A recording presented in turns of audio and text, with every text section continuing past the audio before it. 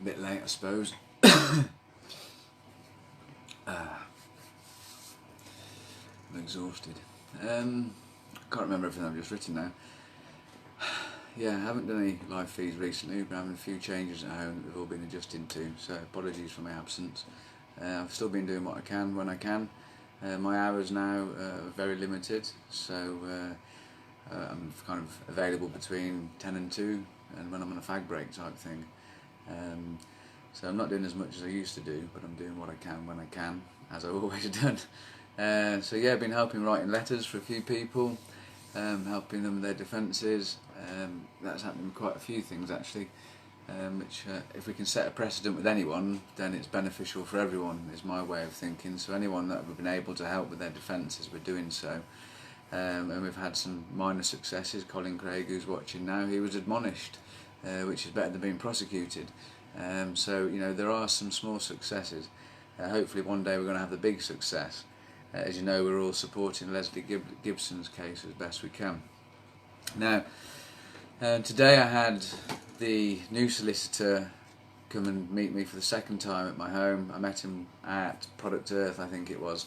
So I was kind of familiar with the chap. I've met him once before when he was Robert's understudy. I love you too, Deb. And Robert introduced me to Elliot, his understudy, as he was going to show him the ropes, and Elliot was going to help Robert. Now, turns out Robert no longer works with Macroternal Garrett. From what I can gather, had a job opportunity he couldn't say no to, so he had to take it.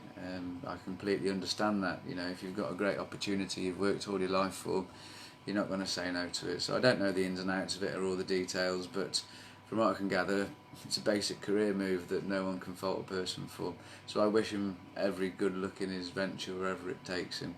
So in the meantime, the poor chap now has got to find his feet basically. He's kind of been chucked in the deep end, hasn't had a proper handover as such, so he's kind of literally running on the ground and trying to find his feet. Seems a real genuine nice chap, definitely passionate about the cause. He definitely believes in ending the injustice, so I do have faith he believes in the cause. Whether he's got the grit, the determination and the steel that's needed to challenge this, I don't actually know, and that'll be revealed with a bit more time. Now you may remember I went recently to meet Crispin Blunt at the all-party parliamentary group discussion about how the police should treat cannabis. Well, they call it how the police should treat medical cannabis users. I managed to talk my way in there, like I've been able to do to a few places in this last few 18 months. And I was very grateful to have the opportunity to speak with Crispin, meet him on the level. He seems a genuine bloke to me, and I like the fact that this is a person who already understands the importance of the right to a private life through his homosexuality, and also he understands the importance of the right to be able to alter your state of consciousness after he fought for the right for poppers to be exempted from the Psychoactive Substances Bill. So this is an MP who believes in freedom. He believes in the freedom of consciousness, and he believes in the right to a private life. Obviously though in the context of homosexuality and poppers, but the context of cannabis and managing our health is no much different in my mind. So I'm hoping to think he might become a strong ally for the cause. From what I can gather from meeting him, he does seem quite passionate. I always question a politician's ulterior motives, I won't deny it. However, whilst I was at that meeting, I had a chance to speak with Amber, who was one of the teams, not a politician, a researcher of sorts, and she is helping the Conservative Drug Policy Reform Group, all these long acronyms, CDPRG and the APPG, helping them put together a research paper. The idea of this research paper will be to present to pretty much the staunch prohibitionists, the ones that are saying no, no, blah, blah, blah, we won't legalise cannabis, and the ones that won't listen in the slightest, to actually put a factual document together. I know loads have been done before, that will actually lay out how it is on the ground today, what the reality is. So this is where WTU comes in, because WTU are one of the campaign groups we're pushing for decriminalisation, and also Carly's group was mentioned, Greg's social clubs group was mentioned. So they want to try and document and evidence these types of clubs and these groups and what we're all campaigning and pushing for, They want to talk about the lawful methods of being able to obtain cannabis and the unlawful methods of being able to obtain cannabis. In other words, they want to highlight the disparity, this what do you call it, a two-tiered system where if you're wealthy enough you can actually get cannabis, but if you're poor you can't, and you will still be prosecuted if you manage to get it for yourself independently. So they want to show how through the legal route you can get a private prescription that costs maybe up to £2,000 a month, which, you know, it's not affordable, it's not sustainable for the vast majority of people. We have members in our group, I shan't mention trades names or anything like that, but if they don't produce their prescription for their cannabis, they're going to get sacked. So that's £2,000 a month just to keep your job. Can you understand that? You're having to pay £2,000 a month to prove you have a lawful prescription for the cannabis that's helping you, just to keep your job. You know, that's not right. So they want to show this in this paper. They want to talk about how other people are getting their cannabis through cannabis social clubs, through compassionate dealers and compassionate clubs, and off also what they did up until today's meeting called the black market. I did explain to them that the black market proves the racist foundation of the war on drugs. It's a highly racist term, and it should be discontinued. It should actually be referred to accurately as for what it is. It's the unlicensed, uncontrolled cannabis market. There's nothing black about it. It was used as a black market to demonise the jazz singers back in the days over when Prohibition started. So it's always been about racism. So basically, I managed to raise their awareness on that issue too.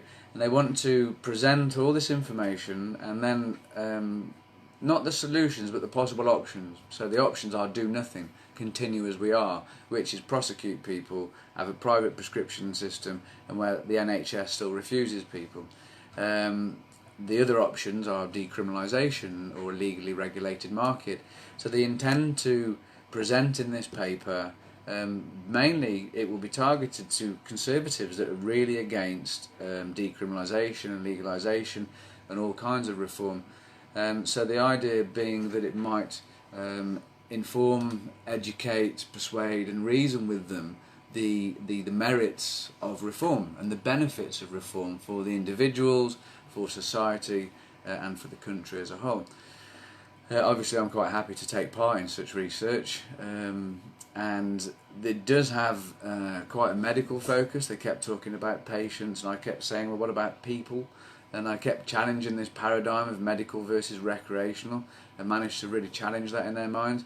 Whether that will go on further remains to be seen.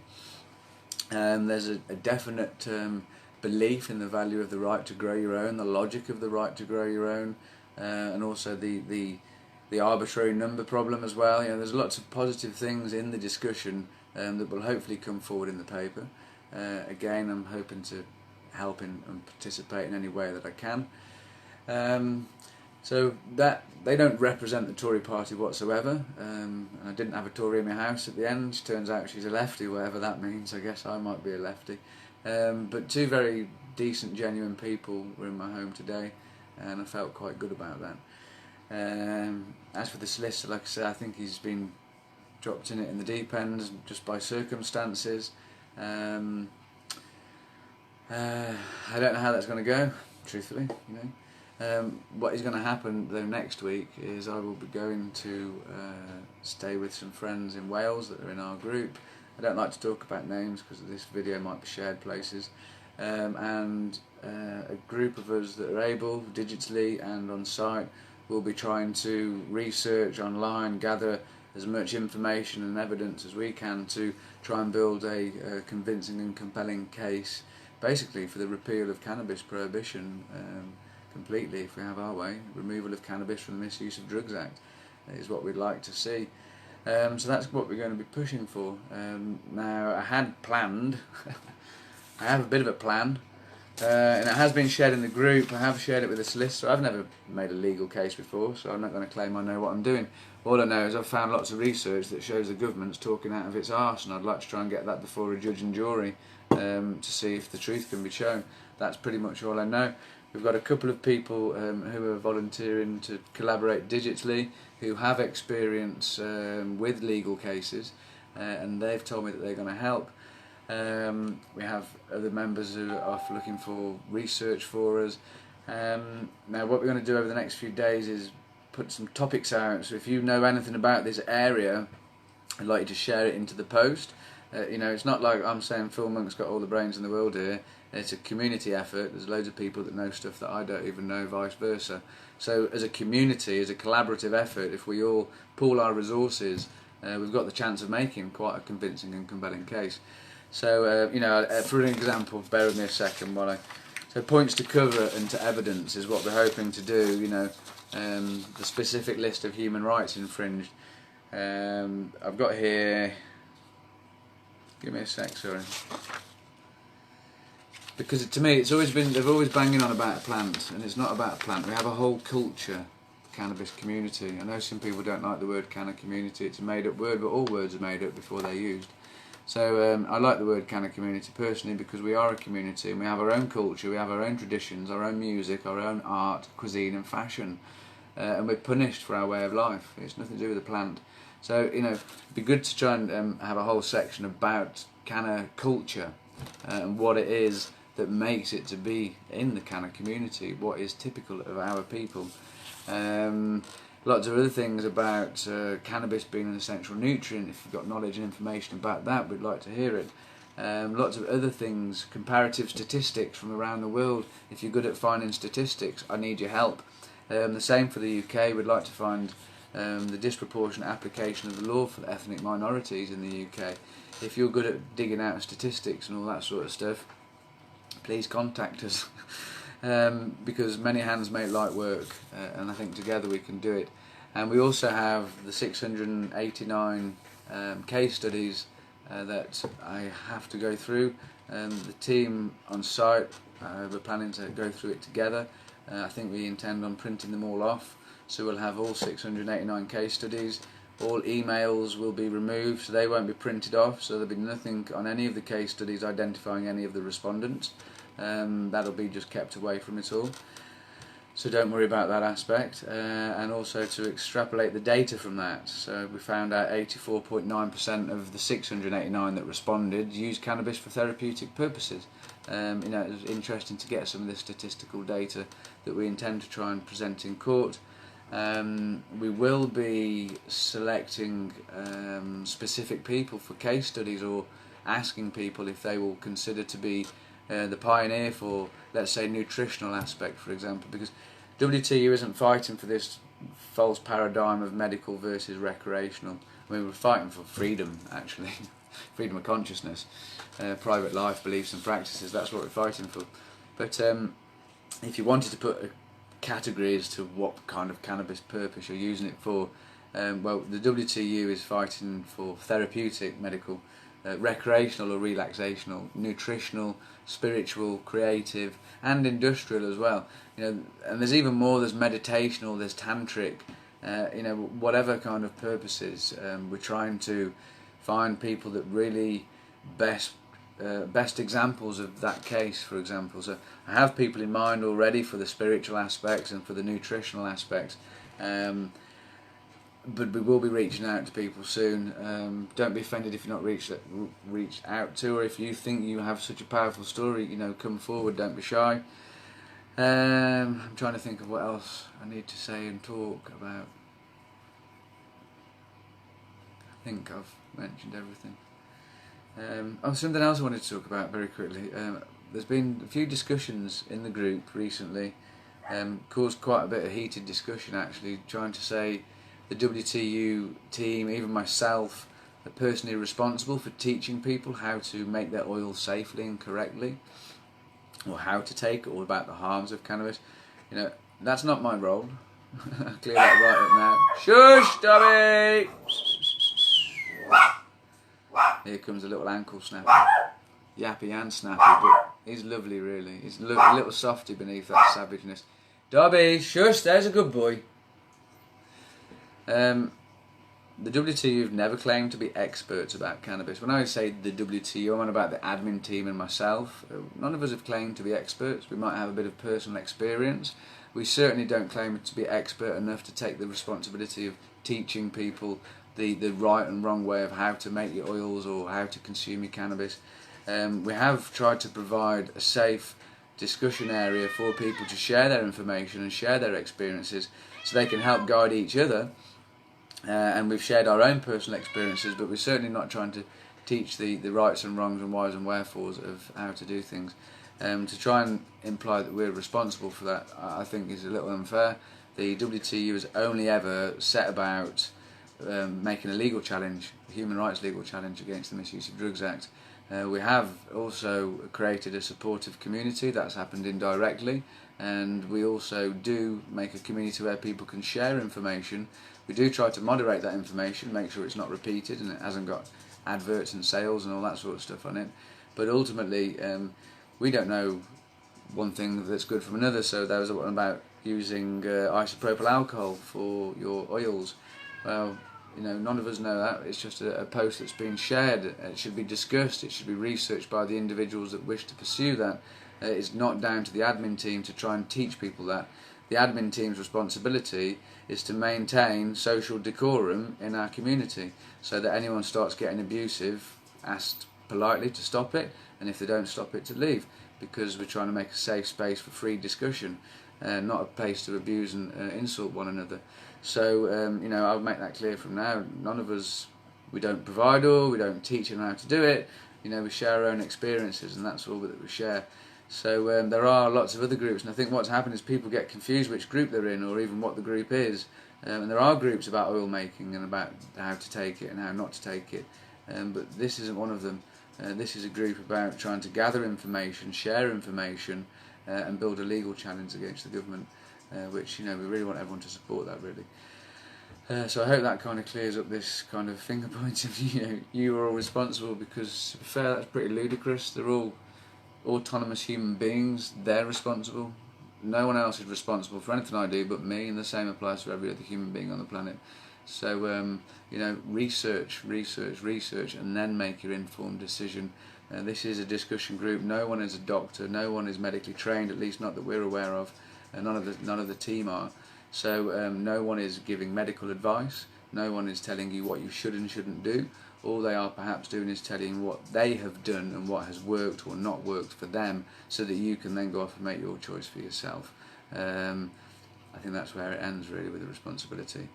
So I don't know if anyone's got any questions or anything like that. It just keeps telling me loads of people are watching and I can wave at you. And it seems like Facebook has changed how it does things again. I'm hoping,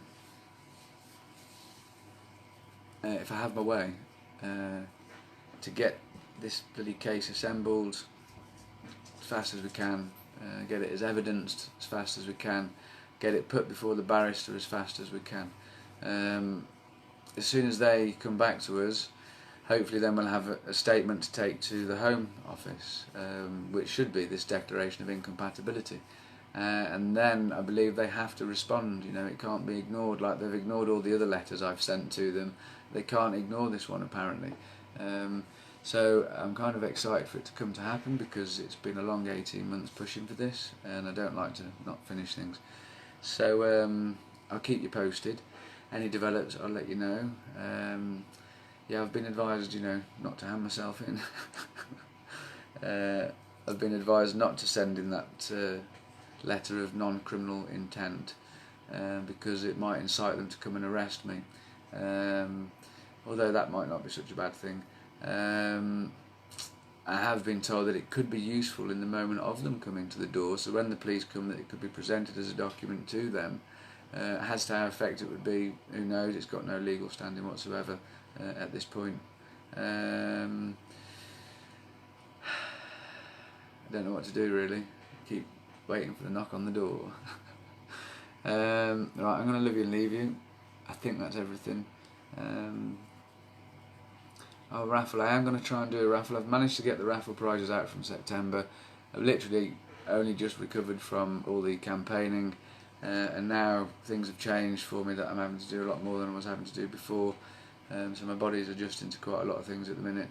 So like I say, I'll be available online while the kids are at school, pretty much. When the kids are around, I won't be around. Simple as that. That's it. We're going to start putting out little things for you to share information. We need research. Can't think of anything more. Interviews. I've just seen Sarah Davis there. Hopefully doing something soon with Sarah Davis and Colin Craig, interviewing people that have been harmed by this law. What other things have we got going on? The musical's kind of dwindled because we're all sick and dying and not very good at stuff. So there is still the Canna Aid musical. I'm actually going to send my poem off to my cousin, who's a musical artist, and he's going to try and create something with it. Maybe get me up to his house. He's got a tiny recording studio, and he might be able to just do a little musical something, just to try and get the ball rolling. I don't know, we've got to keep fighting, people. Anyway, I love you and leave you, and I'll speak to you all soon. Take care. You know how to get in touch with me if you need anything. Keep your spirits high, folks.